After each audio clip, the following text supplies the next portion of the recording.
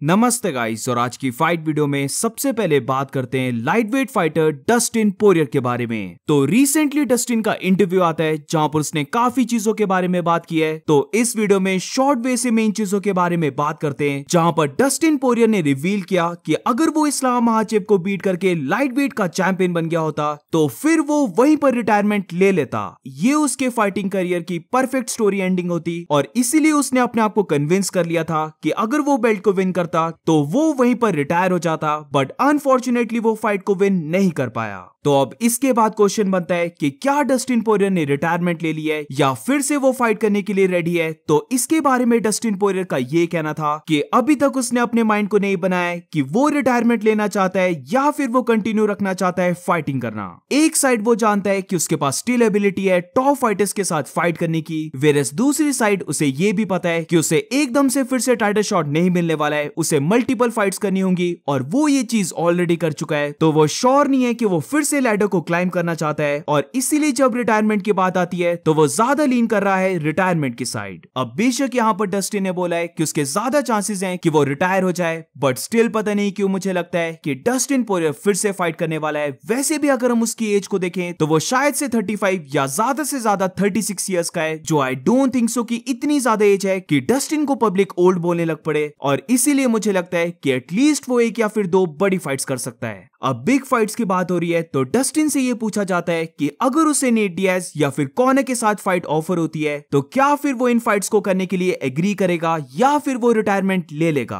तो इसके बारे में डस्टिन पोरियर का ये कहना था कि एज ऑफ नाउ वो इंटरेस्टेड नहीं है ये फाइट्स करने के लिए, बट अगर हंटर कैम्बल उसे फोन करता है इन फाइट्स के लिए तो फिर उसे ये देखना होगा कि जो उसे फाइट ऑफर हुई है उसके बारे में वो क्या फील करता है, क्या वो एक्साइटेड है इस फाइट को करने के लिए या फिर उसे ये फाइट एक्साइट नहीं करती है। अब ऑल्सो इसी के साथ एक लास्ट अपडेट है डस्टिन का, जहां पर डस्टिन से ये पूछा जाता है कि उसने हबीब नुरमागोमेडोव और अब इस्लाम महाचेव के साथ भी फाइट कर ली है, तो दोनों में से ऐसा कौन सा फाइटर है जिसकी ग्रैपलिंग डस्टिन को ज्यादा स्ट्रॉन्ग लगी। तो यहाँ पर डस्टिन पोरियर का ये कहना था कि उसने दोनों फाइटर्स के साथ फाइट की है, दोनों ही फाइटर्स की ग्रैपलिंग काफी अच्छी है, बट अगर दोनों में से उसे कोई एक पिक करना है तो फिर वो पिक करेगा हबीब नुरमागोमेडोव को। उसकी ओपिनियन में हबीब की ग्रैपलिंग ज्यादा स्ट्रॉन्ग है as compare to Islam Makhachev की ग्रैपलिंग, क्योंकि दोनों के साथ ग्रैपलिंग करने के बाद उसे ऐसा फील हुआ कि हबीब की फिजिकल स्ट्रेंथ ज्यादा है इस्लाम महाचेव से। जब हबीब ने उसके साथ ग्रैपल किया था तो वो ज्यादा स्ट्रॉन्ग लग रहा था, वेरस इस्लाम महाचेव हबीब के कंपैरिजन में इतना स्ट्रॉन्ग नहीं लगा।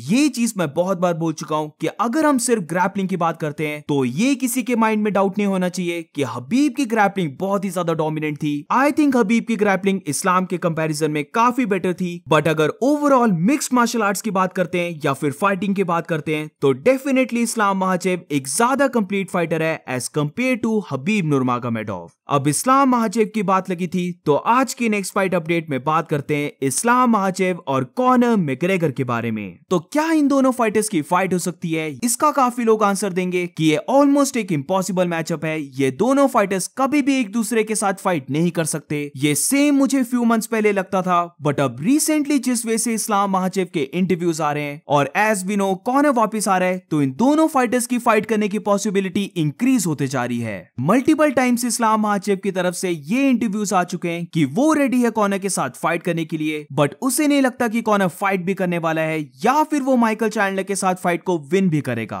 और अब रिसेंटली इसी मैचअप को लेकर इस्लाम महाचेव के मैनेजर यानी कि अली अब्दुल अजीज का इंटरव्यू आता है, जहां पर उसका यह कहना था कि अगर कॉनर अपने रिटर्न में माइकल चैंडलर को फर्स्ट राउंड में नॉकआउट कर देता है तो वो पहले की तरह स्पोर्ट का बिगेस्ट फाइटर बन जाएगा। लाइक हिम और hate him, but Conor MMA का सबसे बड़ा स्टार है और अगर वो फाइट विन करने के बाद डैना व्हाइट को ये बोलता है कि उसे अपनी नेक्स्ट फाइट चाहिए लाइट वेट बेल्ट के लिए तो डेफिनेटली यूएफसी इस फाइट के लिए एग्री करने वाली है। और रही इस्लाम महाचेव की बात तो वो इस फाइट को मना नहीं करने वाला है। ऑब्वियसली इस्लाम महाचेव इस फाइट से मना नहीं करेगा, ये काफी बड़ी फाइट है, कॉनर मैकग्रेगर सबसे बड़ा नाम है और कॉनर अपने साथ बिग मनी को भी लेके आता है, तो डेफिनेटली अगर इस्लाम और कॉनर की फाइट होती है तो यहां पर हम बात करें काफी बिग नंबर्स की। जस्ट लाइक कॉनर और हबीब की फाइट एक बहुत बड़ी फाइट बन गई थी और जो भी हमने उस फाइट के अराउंड एक्सपीरियंस किया है वो एक बार फिर से एक्सपीरियंस करने को मिलेगा अगर इस्लाम की फाइट हो जाती है कॉनर के साथ। बट ऑब्वियसली तभी हो सकता है अगर कॉनर मैग्रेगर सीरियस है, वो अगर अपनी फाइट को जीत जाए, बट मेनली वो अगर ड्रिंक करना छोड़ दे क्योंकि वो फॉर्मर 2 डिवीजन का चैंपियन है, बट वो ऐसे एक्ट नहीं करता है। और क्या कॉनर मैग्रेगर अब सीरियस भी है फाइटिंग करने के लिए, ये सबसे बड़ा क्वेश्चन है जो कॉनर को आंसर करना पड़ेगा। कॉनर के लिए सारी अपॉर्चुनिटीज ओपन है, उसे सिर्फ एक चीज करनी है और वो है माइकल चैंडलर को 303 के कार्ड में बीट करना। क्या वो ऐसा कर पाएगा, ये देखना बहुत इंटरेस्टिंग होगा। बट इमेजिन अगर कॉनर चैंडलर को बीट कर देता है और फिर वो कॉल आउट करता है इस्लाम महाचेव को और UFC इस्लाम महाचेव और कॉनर की फाइट को बुक कर देती है। अगर ऐसा होता है तो हम फिर से 2018 को लिव करने वाले हैं।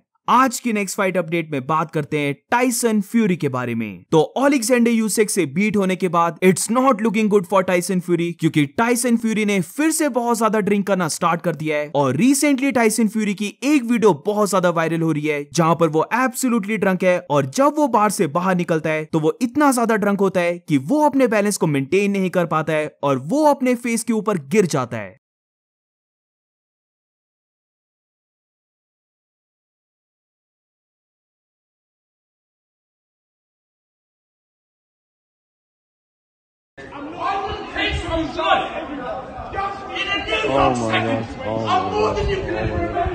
आई रियली होप कि टाइसन फ्यूरी फिर से डिप्रेशन में ना चले गया हो क्योंकि लास्ट टाइम जब वो डिप्रेस्ड हुआ था तो उसने अपनी लाइफ को एंड करने की ट्राई की थी और ये कोई भी नहीं चाहता कि ऐसा कुछ हो। तो इसीलिए टाइसन फ्यूरी को अभी जो भी हेल्प चाहिए वो आई रियली होप कि उसे मिल जाए। आज की नेक्स्ट फाइट अपडेट में बात करते हैं फॉर्मर वेल्टरवेट चैंपियन कमारू उस्मान के बारे में। तो कल मैंने शाफकात राखमनोव के अपडेट को कवर किया था जहां पर डैना व्हाइट, हबीब और खुद शाफकात चाहता है कि वो कमारू उस्मान के साथ फाइट करे, बट वहां पर हमें ये पता लगता है कि कमारू उस्मान चाहता है कि वो वंडर बॉय थॉमसन के साथ फाइट करे। तो अब ये जो कमारू उस्मान का रीसेंट अपडेट आया ये मुझे काफी फनी लगा क्योंकि दोनों इवेंट्स की टाइमिंग बहुत ज्यादा क्लोज है जहां पर शाफकात कमारू उस्मान को कॉल आउट करता है और अब रिसेंटली कमारू उस्मान से अपडेट आता है कि वो स्टिल अपनी इंजरी से रिकवर नहीं हो पाया है और वो अपना रिटर्न करेगा एंड ऑफ द ईयर। अब मे बी ये ट्रू हो कि सच में कमारू उस्मान अपनी इंजरी से रिकवर नहीं कर पाया है, बट स्टिल अगर हम दोनों इवेंट्स की टाइमिंग को देखें तो ये काफी स्केची लग रहा है। पता नहीं क्यों मुझे ऐसा लग रहा है कि कमारू उस्मान शाफकात के साथ फाइट करना नहीं चाहता है। अब वेल्टरवेट डिवीजन की बात लगी है तो इसी को लेकर एक फाइट अपडेट है जहां पर UFC टारगेट कर रही है गिलबर्ट बर्न्स और शॉन ब्रेडी की फाइट को करवाना और ये फाइट टारगेट हो रही है 7 सितंबर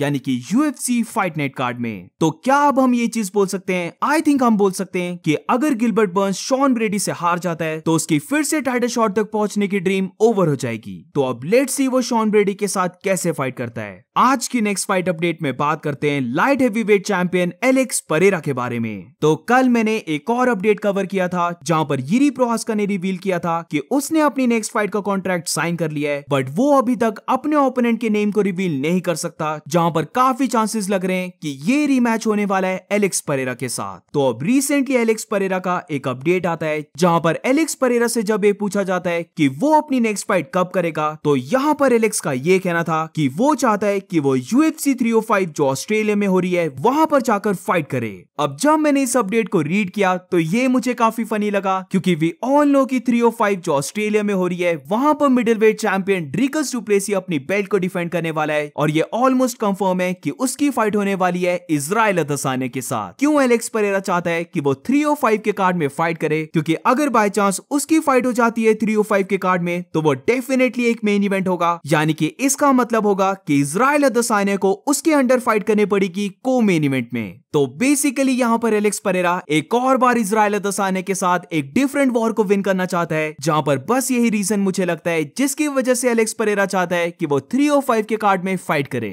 और इमेजिन अगर एलेक्स परेरा की फाइट होती है मेन इवेंट में और को मेन इवेंट में आता है इजराइल अदसानिया। हर जगह एलेक्स परेरा इजराइल अदसानिया से आगे निकल रहा है और जो अदसानिया ने बोला था I beat that guy one time वो एक्चुअली में होता हुआ हम देख सकते हैं। बस यहां पर फर्क इतना है कि अदसानिया ने ये चीज बोली थी एलेक्स परेरा के लिए, बट रियलिटी में ये हो रहा है अदसानिया के साथ। So that's it for today guys. अगर तुम्हें वीडियो अच्छी लगी हो तो please make sure to like subscribe. मिलते हैं नेक्स्ट वीडियो में।